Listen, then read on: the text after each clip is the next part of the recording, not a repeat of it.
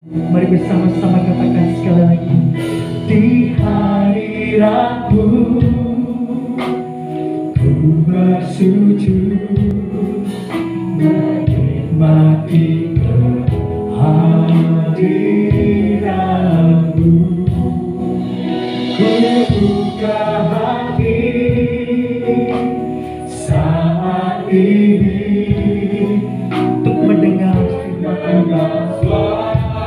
Haleluya. Firman-Mu Tuhan yang sungguh besar, menerangi jalanku. Firman-Mu Tuhan menuntun hidupku. Ku bersyukur padamu. Di hari Rabu ku bersujud menikmati kehadiran-Mu. Ku buka hati saat ini untuk mendengar suara-Mu.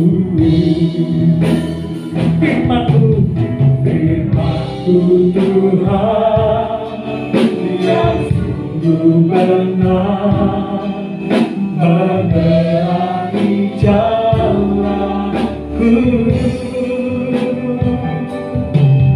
Firman-Mu Tuhan menuntun hidupku.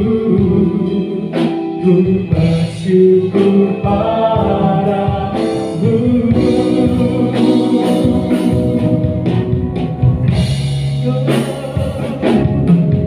Di hari Rabu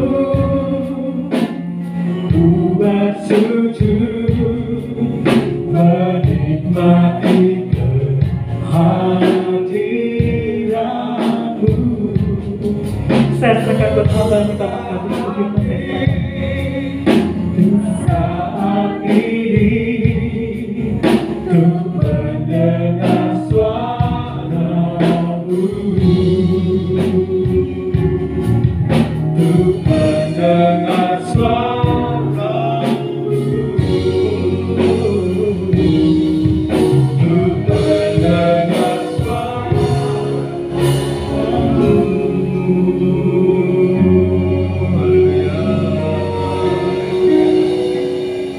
Bapak, kami sangat bersyukur di hadirat-Mu, karena kami percaya sekarang Engkau telah bertahta di atas puji-pujian umat-Mu, dan Engkau yang sudah bertahta kami undang untuk bersabda kepada kami.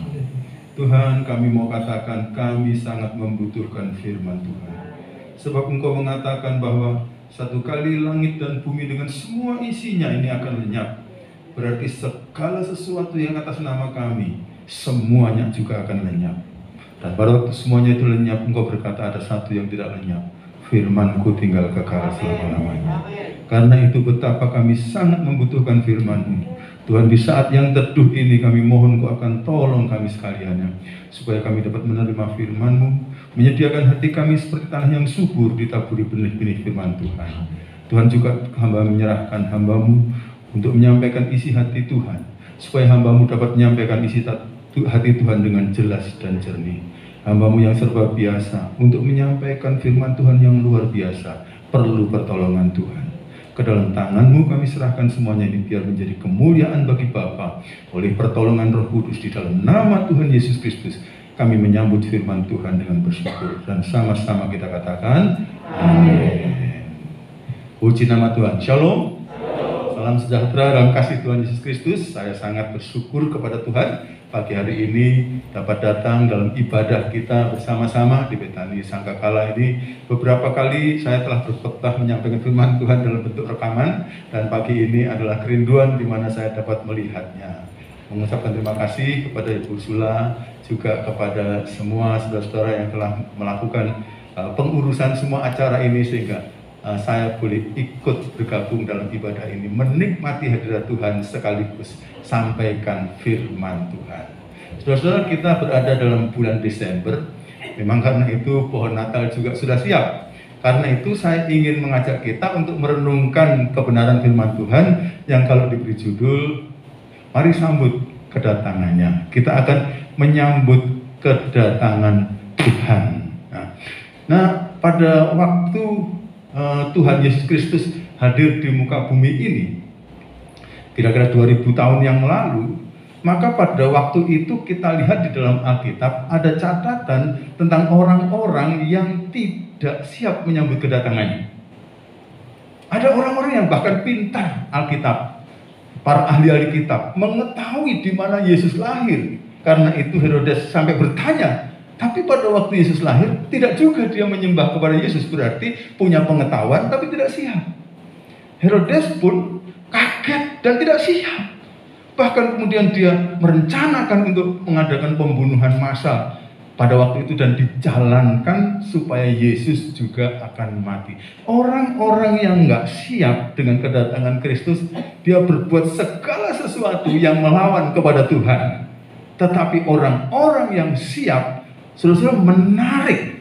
Justru salah satu orang yang siap yang dikabarkan dalam Alkitab adalah salah satu golongan orang yang siap adalah para gembala. Para gembala pada zaman itu tuh seperti orang-orang yang sudah terbuang karena mereka siang malam bergaul dengan domba sampai mereka merasa tidak lagi jadi manusia. Tetapi Tuhan ingat kepada kelompok orang ini. Di padang pun Tuhan kabari kabar itu. Dan mereka menyembah kepada bayi Yesus. Golongan yang kedua adalah orang Majus. Orang Majus itu para ahli katakan kalau zaman sekarang kira-kira mereka itu berasal dari negara Irak atau Iran sana. Itu berarti bukan umat Tuhan. Yang bukan umat Tuhan saja, oleh pengetahuan mereka tentang perbintangan, mereka diberi oleh Tuhan satu tanda supaya membuat kesimpulan bahwa ini adalah raja segala raja yang datang.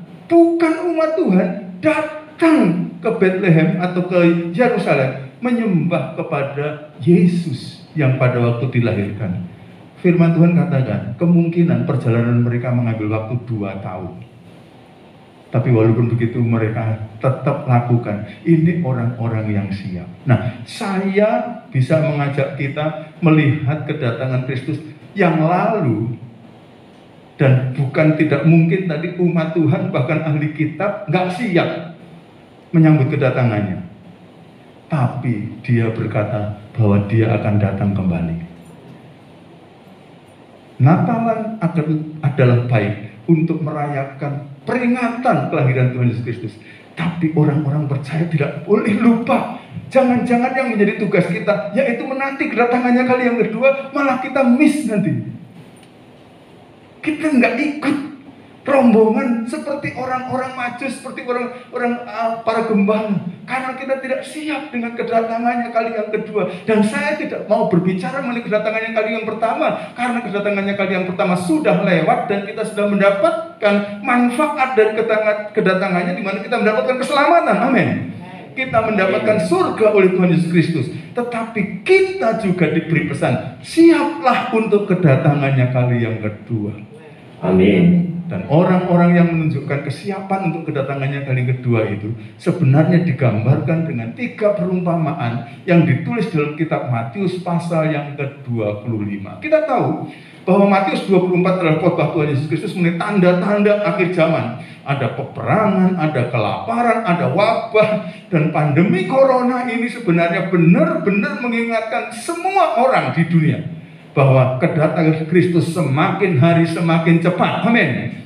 Semakin dekat, dan karena itu setiap orang harus mempersiapkan diri. Dan setelah Tuhan Yesus Kristus beritahukan tanda-tandanya, bahkan kemarin melalui gejala alam, Tuhan masih mengingatkan kepada kita.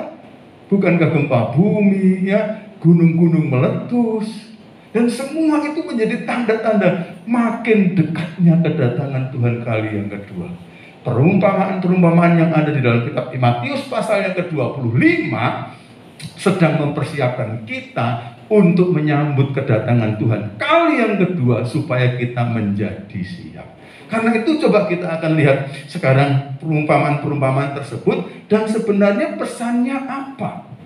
Pertama-tama kita melihat dalam pasal yang ke-25 dari kitab Matius, ayat 1 sampai kepada ayat yang ke-13, ada perumpamaan tentang para perempuan atau wanita yang bijaksana dan wanita yang bodoh. Wanita yang bijaksana dan wanita yang bodoh. Kita tahu ceritanya, mungkin saya baca sebentar ya saudara, supaya kita diingatkan kisah cerita itu.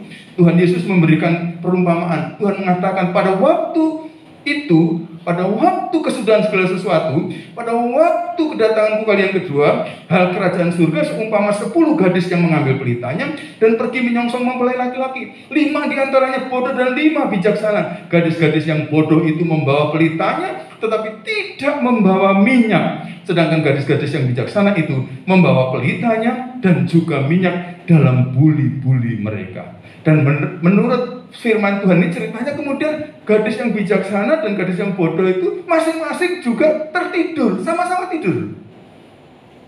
Jadi bukannya tidak tidur, tapi tidur. Lalu kemudian sama-sama bangun. Dan ketika bangun, kemudian baru kedapatan bahwa yang bodoh itu tidak punya persediaan minyak. Mengapa begitu? Karena kedatangan sang mempelai laki-laki dikatakan tidak diberitahukan hari dan jamnya. Inilah pernikahan yang paling misterius. Pernikahan mempelai laki-laki tidak diberitahukan kapan hari dan jamnya. Ya Allah, dia mau teko dalam pernikahan seperti itu. Ya, nggak tahu. Tapi itu memberikan gambaran bahwa supaya kita semuanya selalu siap. Dan ternyata pada waktu mempelai laki-laki datang, si 5 gadis yang bodoh itu minyaknya sudah hampir habis karena nggak punya persediaan. Nah, bodohnya itu karena sudah diberitahukan bahwa mempelai laki-laki tidak diketahui kapan datangnya. Kok persediaannya sedikit? Nah, berarti nggak siap.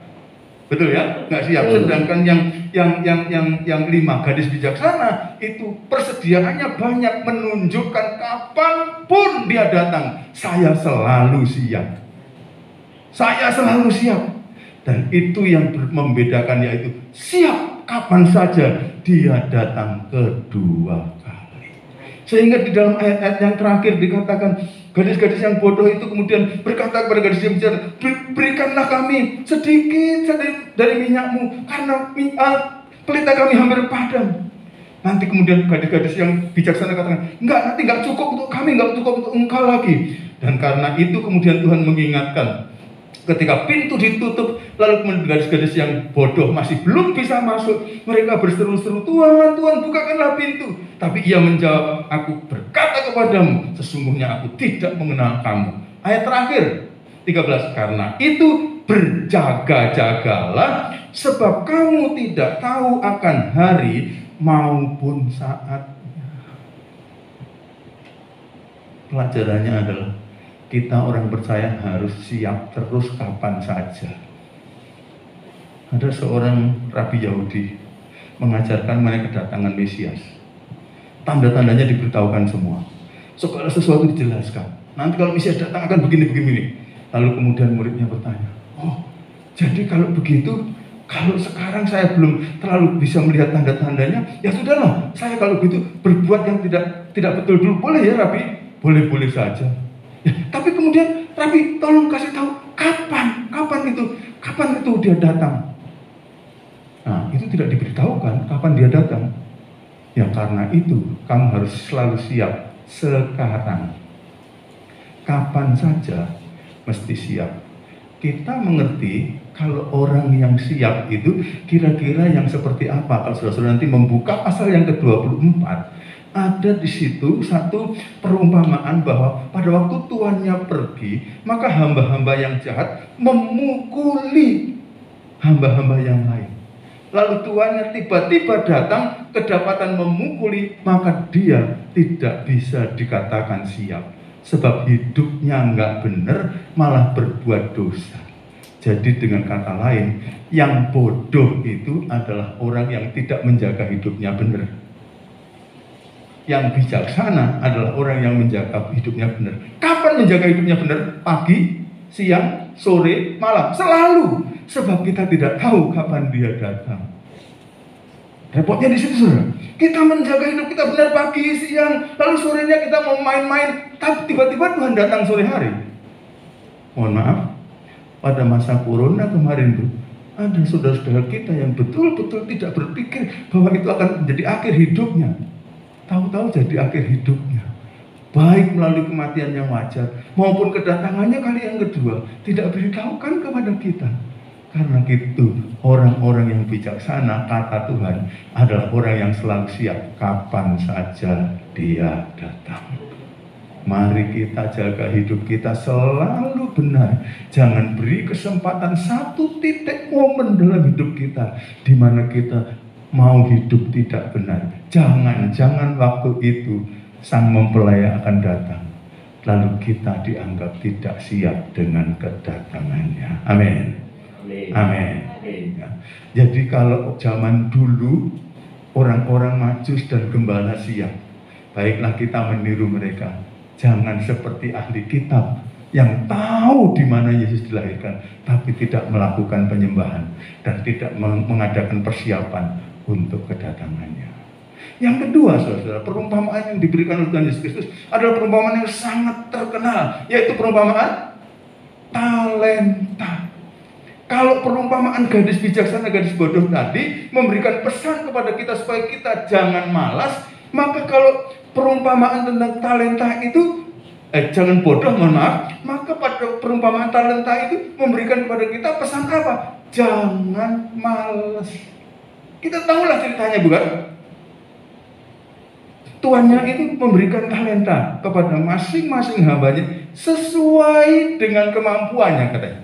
Kemampuan untuk menjalankan talenta itu. Yang punya kemampuan 5 dikasih 5, yang kemampuan 2 kasih 2, kemampuan 1 dikasih 1. Berarti dia adil. Yang 5 akhirnya kemudian didagangkan, dikembalikan jadi 10, 100%. Yang 2 dikembalikan akhirnya menjadi 4, berarti 100%. Yang 1 mengatakan, Tuanku itu jahat karena aku cuma dikasih 1. Orang yang menjadi contoh yang tidak siap adalah yang mikirnya nggak benar. Suka punya iri kepada yang lain. Dan malah gara-gara itu, lalu kemudian mengatakan, nanti takutnya malah habis. Daripada habis, saya taruh saja ini di dalam lubang. Nanti waktu Tuanku datang, saya kembalikan ya modalnya tok. Tuhan waktu datang, cuma ada 1. Lalu Tuhan itu menembak langsung penyakitnya yang hamba yang ketiga itu. Apa? Jahat dan malas. Ayat 26 kalau dibaca, ayat 26 dikatakan di situ. Maka jawab tuannya itu, hai kamu hamba yang jahat dan malas. Orang itu kalau malas, akhirnya nggak kerja, terus pikirannya ngelantur ke sana sini. Pada umumnya pikiran itu nggak baik. Tapi kalau kita kerja, pikiran kita konsentrasi pada pekerjaan, nggak sempat mikir yang ngelantur-ngelantur. Amin, amin. Amin. Karena itu ojo malas. Pokoknya wong malas tuh pikirannya nggak bener malah. Wong sih nggak malas pikiran nggak bener juga ya saudara. Apalagi yang malas gitu loh. Ada kesempatan untuk ngantor ke sana kemari gitu loh.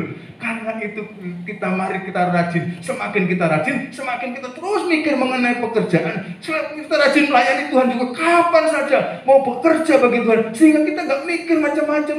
Lalu kemudian pikiran kita bukan pikiran yang jahat, tapi pikiran yang baik. Dan Tuhan katakan, kamu enyah masuk dalam kesengsaraan sana. Firman Tuhan mengatakan, minimal masing-masing kita mempunyai 1 talenta. Jangan sampai kita tidak melayani. Talenta itu apa sih? Melayani Tuhan dan sesama. Dulu saya pernah melayani perintisan. Lalu Tuhan tolong, akhirnya ada seorang Madura mendapatkan penglihatan, dia bertobat. Istrinya ikut, lalu istrinya ini jadi pemenang jiwa. Karena istrinya jadi pemenang jiwa, Saya pikir saya mau ucapkan terima kasih kepada dia karena banyak sekali yang dimenangkan. Satu kali saya jadwalkan dia untuk memimpin worship, untuk ibadah kaum wanita. Ternyata dia nggak bakat. Sehingga akhirnya aku memimpin worship, waduh bro, dengkulnya kotean. Luar biasa. Lalu akhirnya saya minta maaf. Dan ternyata saya mengetahui bahwa pelayanannya dia bukan di dalam ibadah, tapi tiap hari di luar sana dia selalu bersaksi dan selalu membawa jiwa baru. Ada lagi satu ibu yang kalau dalam hari Minggu itu nggak bisa ikut pelayanan apapun, nggak ketahuan dia melayani, tapi tiap hari dia selalu jalan mengunjungi saudara-saudara yang sakit, saudara-saudara yang lemah, saudara-saudara yang mengalami masalah, dan dihiburkan. Kadang-kadang dia tidak ngomong macam-macam, kadang-kadang dia cuma ikut nangis saja dengan orang itu. Sedemikian tiap hari, Senin sampai Sabtu. Kalau dia sudah selesai masak dan sebagainya, lalu kemudian dia melayani orang-orang itu. Maka pada waktu beliau meninggal dunia, saudara, yang lawat itu banyak sekali. Dan yang lawat itu pada ngomong satu dengan, ibu itu loh bagusnya begini. Di hari Minggu tidak ada satupun yang tahu kalau ibu itu pernah melayani Tuhan. Tapi hari Senin dan hari Sabtu adalah hari-hari operasinya dia untuk melayani Tuhan, sehingga memberkati banyak orang yang punya keperluan. Dengan melihat orang-orang sederhana yang saya lihat di dalam gereja perintisan saya ini, saya kemudian menyimpulkan bahwa setiap orang, sederhana apapun kita, Tuhan memberikan kepada kita talenta. Jangan males layani Tuhan. Aku sudah umur Pak, doa seiso. Betul? Menasihati masih bisa. Segala sesuatu bisa kita lakukan untuk kemuliaan Tuhan. Yang pertama, jangan bodoh, karena Tuhan bisa datang kapan saja. Yang kedua, jangan malas, karena tiap orang dapat talenta. Yang ketiga adalah perumpamaan tentang suatu pengadilan di mana Tuhan katakan orang-orang yang tidak mau ikut kepada Dia itu dikumpulkan dalam satu tempat di sebelah kiri Tuhan yang disebut dengan kambing-kambing, dan yang semua yang ikut rencana Tuhan ada di sebelah kanan Tuhan disebut domba-domba. Apa yang membedakan satu di antara yang lain? Tuhan mengatakan, ketika aku haus, kamu memberi aku minum. Ketika aku lapar, kamu memberi aku makan. Ketika aku telanjang, kamu memberi aku pakaian. Ketika aku sakit, kamu mengunjungi aku. Ketika aku dalam penjara, kamu memperhatikan aku. Lalu mereka bertanya yang kambing-kambing itu, loh Tuhan, aku nggak pernah lihat engkau ada dalam penjara. Apapun juga yang kamu lakukan untuk orang-orang yang paling hina ini, itu kamu lakukan untuk aku. Apa maksudnya paling hina? Saudara-saudara begini, sorry ya, saya mau ngomong. Kalau kita disuruh melayani orang yang di atas kita atau orang yang kita hormati, biasanya gampang. Betul atau betul? Betul. Tapi kalau ada orang yang menyakitkan hati kita, atau kita memandang dia lebih hina, biasanya kita sulit melayani orang itu. Tapi Tuhan katakan, siapapun di antara kamu yang melayani saudaraku yang paling hina dalam pemandanganmu, berarti kamu melayani aku. Untuk melayani yang paling hina diperlukan kerendahan hati. Karena itu sebenarnya ini artinya jangan sombong. Dalam kitab Yakobus Tuhan sampai katakan bahkan, layanilah orang-orang yang nanti bahkan tidak bisa membalas kebaikanmu. Itu berarti paling hina. Jangan punya motivasi dibalas. Lakukan pelayanan kepada orang yang mungkin gak bisa balas. Lakukan pelayanan kepada orang yang kamu anggap remeh, yang kamu anggap gak berarti, gak berharga, yang kamu anggap nggak patut dilayani, layani orang itu. Karena orang-orang seperti itu dulu sudah dilayani oleh Tuhan Yesus Kristus. Dan kalau kita adalah murid-murid Kristus, maka kita mesti menjadi seperti Dia. Siapa yang dilayani? Orang-orang pemungut cukai yang dibenci oleh masyarakat. para pelacur yang dibenci oleh masyarakat, Tuhan layani mereka sampai mereka diselamatkan. Amin. Bersyukur pada Tuhan. Saya bersama Bu Esther bekerja sama dengan satu teman orang Malang sih sebenarnya, tapi warga negara Kanada, Bu Yadilin. Kami memulai dulu pelayanan kasih untuk menjangkau orang-orang jompo dan orang-orang yang tidak punya rumah tunawisma. Kita tampung, lalu kemudian berkembang tunanetra, cacat tubuh, lalu yang stres, yang macam-macam di pelayanan kasih Bethesda. Dengan melayani orang-orang seperti itu, hanya dibutuhkan kasih dan pengorbanan. Tidak bisa ada harapan. Sejak tahun 90-an awal, saya, Bu Esther, dan Bu Yanili melayani terus orang-orang itu. Termasuk diantaranya kami menjangkau orang penjara. Sampai akhirnya saya termasuk yang dipanggil untuk menemani eksekusi mati Sumiarsi. Karena kami melayani banyak orang-orang di penjara. Dengan melayani mereka saya belajar untuk mengatakan melayani dengan tanpa pamrih. Melayani all out 100% hanya untuk kemuliaan Tuhan, bukan untuk kami, tapi hanya untuk Tuhan dan kebaikan orang lain. Semoga kita didapati waktu Tuhan datang kedua kali menjadi orang-orang yang siap menyambut kedatangannya. Ojo sampai seperti kalangan dalam, yaitu orang-orang Yahudi sendiri yang tahu firman tapi nggak siap menyambut Yesus Kristus. Sedangkan para gembala dan orang Majus malah siap. Moga-moga kita bukan tergolong yang nggak siap, tapi siap menyambut kedatangannya. Lalu kemudian kita akan mendapatkan kata-kata ini oleh Tuhan Yesus. Sabaslah hambaku yang setia, masuklah dalam perhentian Tuhanku. Amin. Mari bersama-sama kita berdiri. Kita akan merespon kepada firman Tuhan yang kita telah bersama-sama dengarkan. Kami mengucap syukur untuk pemakaianmu kepada hamba-Mu Bapak Pendeta Budiono. Kiranya Gatut Budi Yono, kiranya pemakaian Roh Kudus makin bertambah-tambah. Berikan kesehatan, berkati keluarga dan pelayanannya.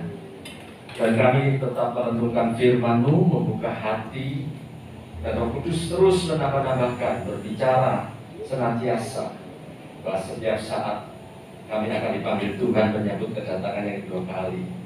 Kiranya setiap saat dalam hidup kami selalu bijaksana, tidak bodoh. Kami selalu berapi-api, melayani Tuhan tidak malas. Kami selalu rendah hati, seperti Yesus mengosongkan diri, tidak sombong. Terima kasih Tuhan. Kiranya kami menjadi umat yang layak disebut mempelai-Mu, layak menyambut kedatangan-Mu yang kedua kali. Sekarang kami akan memberikan korban syukur sebagai bagian dari tubuh Kristus di tempat ini. Kami juga harus menopang, berkontribusi, membiayai pekerjaan Tuhan di tempat ini. Dengan iman kami menaruh yang kami punya ke dalam kantong persembahan, sebagaimana Tuhan bisa melipat gandakan 2 ikan 5 roti memberi makan ribuan orang. Saat kami menaruh persembahan kami juga beriman Tuhan akan melipat gandakan. Jadi berkat untuk memuliakan Tuhan. Dalam nama Tuhan Yesus Kristus, amin. Amin. Silakan duduk.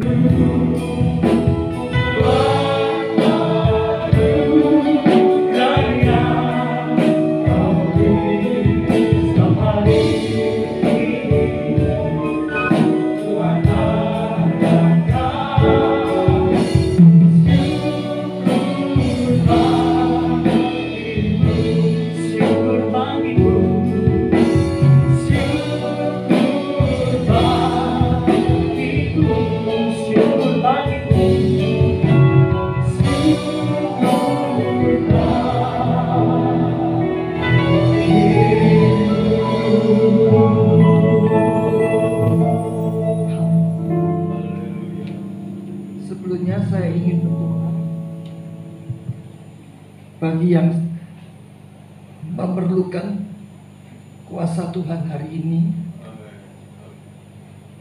bagi yang sakit, Bagi yang punya masalah,